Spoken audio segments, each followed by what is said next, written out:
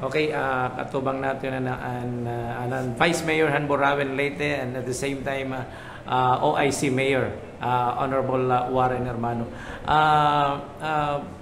Vice, mag-arokon takiteton assessment han pagkanahitabo nga pagtamahan bagyong Tino din Borawen Leyte. Ano ang mga ginbuhat han LGU adto nga time? Okay, so first of all, mapay nga agad-agadanan for the information of everybody during the time han pananalantahan bagyong Tino. May na kami mga preventive measures naging conduct, especially together with the MDR, the activation of the AOC. We conducted the activation around Compa. Luckily nga may ada kita undas. So and during the undas, na-activate na natin mga BDRRMO. So ang aton ginhimo nala is to continue sa activation. Nag-start kami pag-activate sa November 2. Nag-activate kami amon mga amon AOC at the same time gihapon. Amon to nga we have nagpalusan kami ng mga executive order at the same time and mga memorandum to the different office, especially han aton mga preemptive measure na ginihimo para han pag-abothan bagyan Typhoon Tino. So at the same time gihapon together with the MDR nagkandak kami ng mga thorough inspection at the same time an aton mga pruning han aton mga in preparation gihapon han amon fiesta amo ito nga nagkandak kami pruning prior ha pananalantahan bagyong Tino. So amo ito hiyang with the MHO gihapon during han November 2 November 3 han amon han last week nagkamay dahin mga preemptive measure with the MHO nga ginabre namon na mga evacuation center. At the same time coordinated with the schools, especially the Borawen Comprehensive, Borawen National, Borawen Hibunawan National High School, and Tagatara National High School. Kunhayan amon mga identified nga mga capable to accommodate all the evacuees. So amay to hiyan amon ginhimo together with the BJMP nagkamay dahin information dissemination and opening han aton mga evacuation center and the same time han mga schools gihapon. So amo to na namon ginhimuhan and 3 at the same time nagkarawat na kami han mga evacuees on time han November 3, 10 a.m. in the morning. So nagkarawat na kami ng evacuees na natali na namon mga needed na mga facilities like namon mga modular tents at the same time amon mga preposition goods. So amo ito hiya naging coordinate kami through the province at the same time to the DSWD. Andi ni Civic Center Vice. Yes po, opo. Di na Civic Center, mga nagpera ka families or baga ngantigang diin ini nga barangay ang mga nag-evacuate ngan ni. An amon accommodate as per tally na namon evac liwaton. We accommodated almost 100 family. Almost 100 family. Dili pala amon evac. So may da pa kami ibang mga nag-evacuate from different schools. Nga still as for now gi-consolidate namon kay may da gihapon mga evacuees from the upland barangay to their barangay halls. Amon din ko collect para makuha namon ang amon total ng evacuees from the 77 barangays. Oo. Andi niya Civic Center Vice may daging preparar adto nga panggihapon an LGU nag-provide hayar baga pangiklopon ngan tubtubira ano nga oras din nag-stay.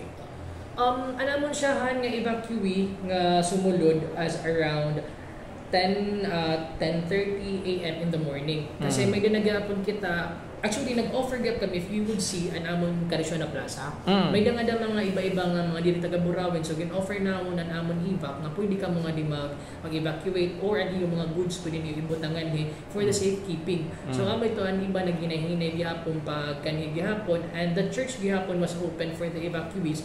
So, amo ito iyang nag-start pag-ulpot ang evacuees 10:30 until umabot ito hiya nag-start pag-detach na ang aton mga evacuees around 5 a.m. in the morning. Naghinay ang paglaylonahan, hangin, naghinay na pagbalik para gihapon panginanoonan nila mga tagsa-tagsa nga pa ni Malay. So, dinavaisan after han pagtamahan bagyo, paglibot nimo, ano nimo usual nakikita nga mga problemahan kada barangay nga baga nanipektuhan na bagyo? Ano baga kan orog? And sigurado upon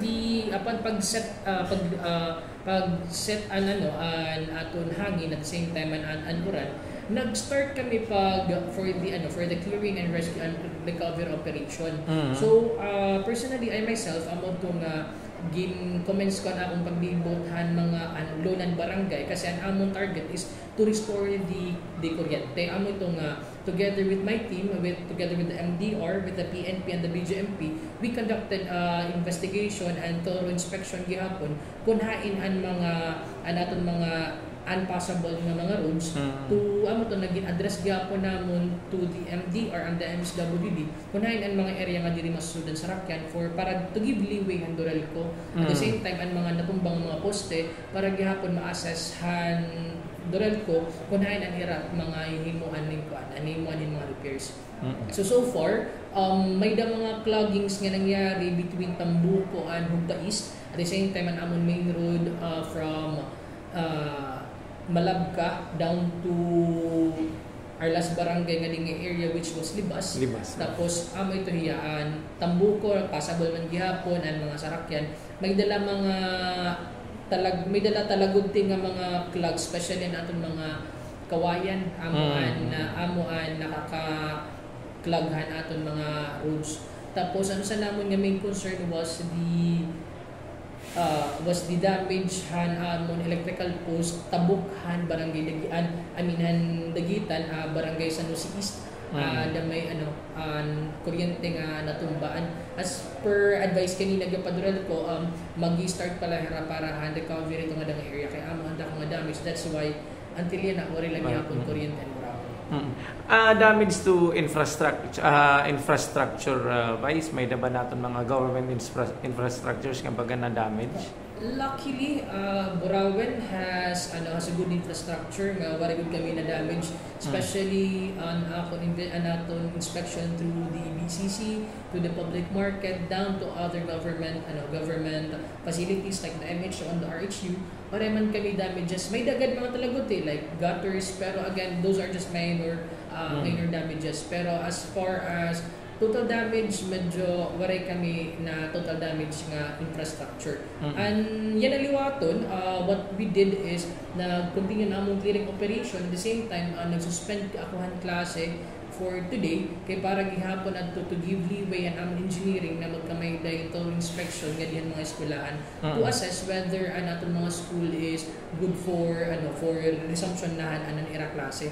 Pero amo to nga nagbulit lagi hapon ang among general service officer at the same time office at the same time with the MDR para ma-clearing ang mga eskwelahan. Agriculture wise, kumusta? And agriculture, we have some damaged crops.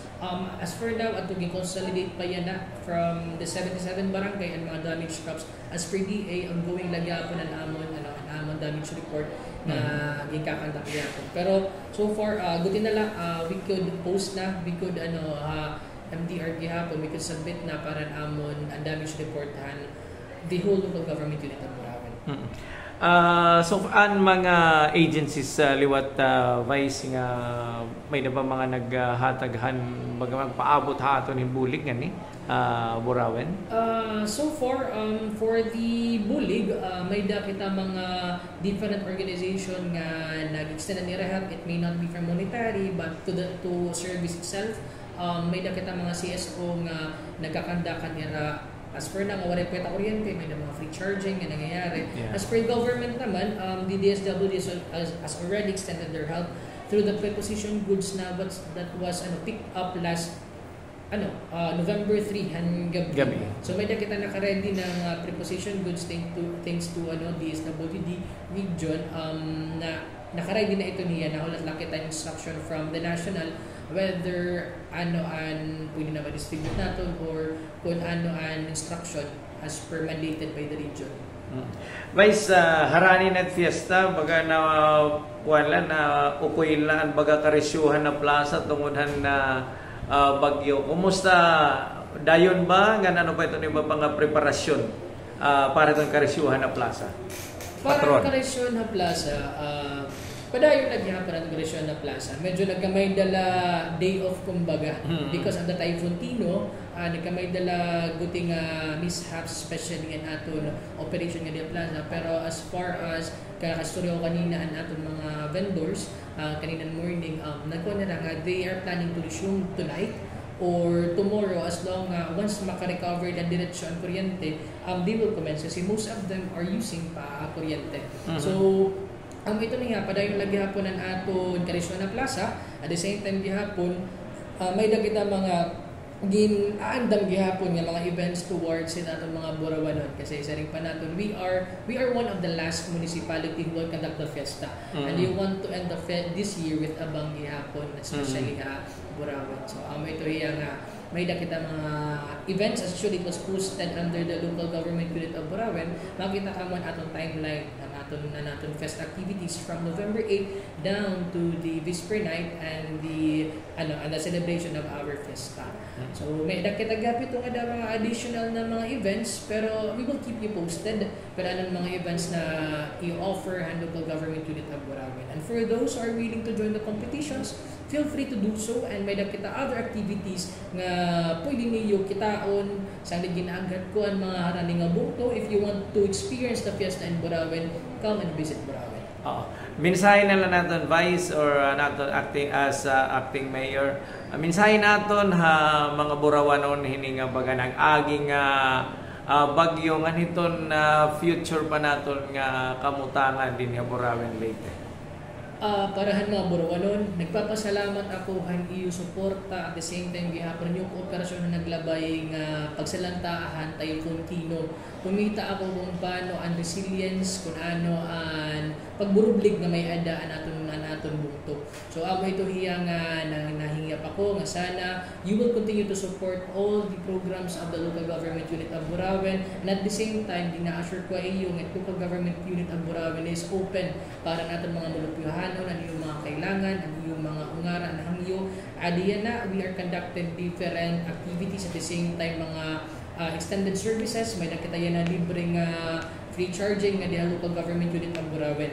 And for those nga wari pa nag-report para nira mga status kung may dapat nga mga debris and mga puno nga diri kayahin barangay, feel free to contact the MDRRMO office or the local government unit of Burawan para mabuligan kamo for your clearing and for recovery. So ito hiya again, nagpapasalamat ako down to the Municipal Disaster Risk Reduction Office, down to MSWD, to the DSWD, to all local government offices from the engineering down to the General Service Office, BGMP, AFP, and PNP. Nagpapasalamat ako han iyo wari wantas nga suporta tikang han aton day 1 han aton preparation down han natapos. Nagpapasalamat gyud pa kon aton other agencies and mga NGOs, CSO nga waray wantas an suporta ito iya. And especially gyapon na naton BFP. Again, ginutro ka natin BFP nga nadida tikang han pag-start ang PNP, tikang han atong pagkarawat ang evacuees down to our recovery. So once again, nagpapaibiyang the local government and unit of Burawan. Mga salamat and hopay na agad.